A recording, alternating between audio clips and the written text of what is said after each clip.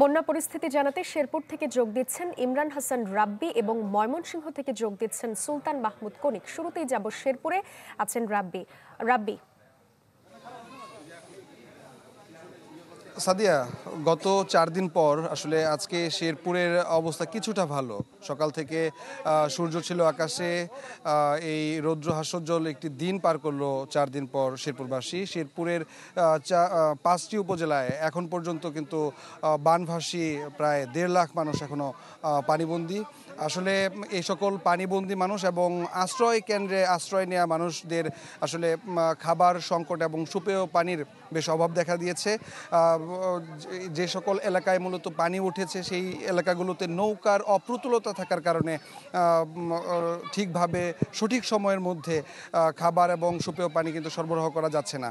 আমি আছি এখন এই মুহূর্তে শেরপুরের নালিতাবাড়ী উপজেলার হাতিপাগার বিওপিতে। এখানে ময়মনসিংহ 39 বিজিবির সেক্টর কমান্ডার যারা রয়েছেন এবং অধিনায়ক যিনি রয়েছেন তারা কিন্তু আসছেন এখানকার বন্যা দুর্গত এলাকার বন্যার্ত মানুষদের মাঝে শুকনো খাবার এবং রান্না করা খাবার বিতরণ করার জন্য। আমরা যতটুকু জেনেছি বিজিবির পক্ষ থেকে তারা বলেছেন যে 5 শতাধিক বন্যার্ত মানুষের মাঝে তারা এখানে খাবার বিতরণ করবেন।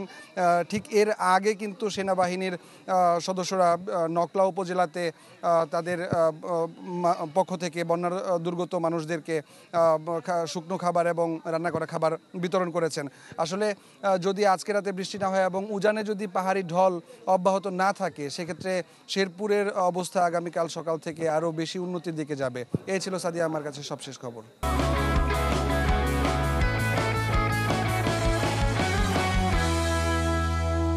রাব্বি, ধন্যবাদ। চলে যাব ময়মনসিংহে, আছেন সুলতান মাহমুদ কনিক। সার্বিক পরিস্থিতি জানাবেন কনিক।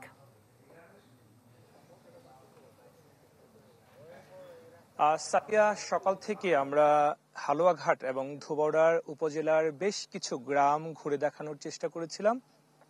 আমরা দেখেছি সকাল থেকে মানুষের কাছে গিয়েছি এবং প্রত্যেক জায়গায় কিন্তু মানুষজন যারা পানিবন্দী অবস্থায় দিন কাটছে সেই সকল মানুষজন যারা আছেন তারা প্রত্যেকে একটি বিষয় বলেছেন। তারা বলেছেন যে তাদের এই মুহূর্তে খাবারের খুব দরকার, খাবার সংকটে তারা ভুগছেন এবং স্বেচ্ছাসেবী সংগঠন থেকে শুরু করে যারা আছেন তারা প্রত্যেকেই আসলে এই আজকের যারা পানিবন্দী অবস্থায় দুই উপজেলায় যে সকল মানুষজন যারা আছেন তাদের কাছে সর্বোচ্চ যাওয়ার চেষ্টা করছেন। উপজেলা প্রশাসনের পক্ষ থেকেও সর্বোচ্চ ত্রাণ সহায়তা দেওয়ার চেষ্টা করছেন।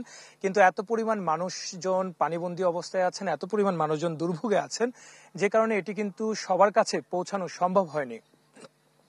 এই রাতের বেলায় যে চিত্রটা থাকে যে সারাদিন ব্যাপী মানুষজন যারা আছেন কিছুজন ভেলাই করে এবং ছোট ছোট ডিঙ্গি নৌকায় করে তারা বের হওয়ার চেষ্টা করেন, কিন্তু সন্ধ্যার পরের অবস্থাটা ভয়াবহ আকার ধারণ করে। বিশেষ করে উপজেলা সদরের বাহিরে যে সকল প্রত্যন্ত গ্রামাঞ্চল আছে সেখানে কিন্তু অনেক জায়গায় বিদ্যুৎ এখনো শুরু হয়নি, যে কারণে বিদ্যুৎ সংযোগ এখনো চালু হয়নি, যে কারণে সেই সমস্ত এলাকার মানুষজন কিন্তু অনেক বেশি কষ্টে এবং বিপাকে আছে।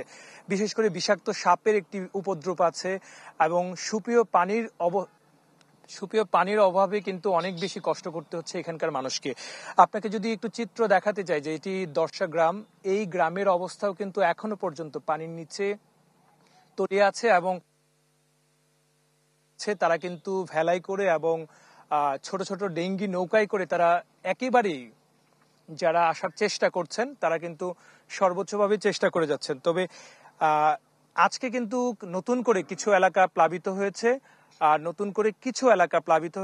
আর কিছু এলাকায় পানি কমেছে, কিছু জায়গায় স্থিতাবস্থা আছে। আর ময়মনসিংহের তারাকান্দা এবং ফুলপুর উপজেলায় নতুন করে কিছু পানি ঢুকছে, সেই সকল জায়গায় কিন্তু অনেকেই পানিবন্দী হয়ে পড়েছে। সেখানেও নতুন করে প্রশাসন যারা আছেন তারা তাদের মতো করে ত্রাণ সহায়তা দেওয়ার জন্য প্রস্তুতি নিচ্ছেন। হয়তো আগামীকাল থেকে সেই জায়গায় ত্রাণ সহায়তা কার্যক্রম শুরু হবে। অনেক ধন্যবাদ আপনাকে। এবারে চলে যাব নেত্রকোনার বন্যা পরিস্থিতির খবর জানতে। সেখানে আছেন সহকর্মী হানিফুল্লাহ আকাশ। নেত্রকোনায় তো পানির পানি বাড়ছে, সেখানকার পরিস্থিতি কেমন?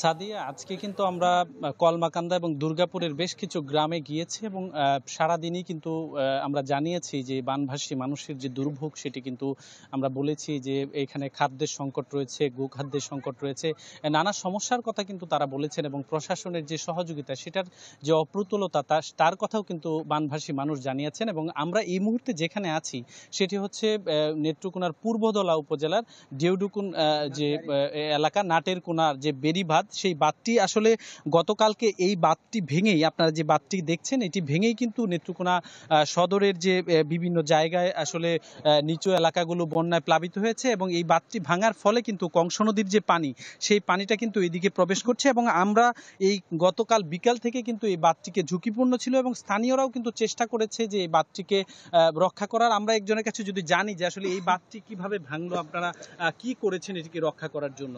ধন্যবাদ আপনাকে।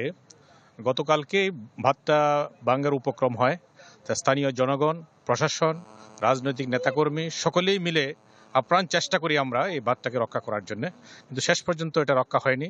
এলাকার মানুষের ব্যাপক ক্ষতি হয়েছে, বিশেষ করে ফসলি জমি ব্যাপকভাবে ক্ষতিগ্রস্ত হয়েছে এলাকার মানুষ, এবং পুকুরের মাছ, ফিশারির মাছ এগুলো সব বানের পানিতে ভেসে গেছে।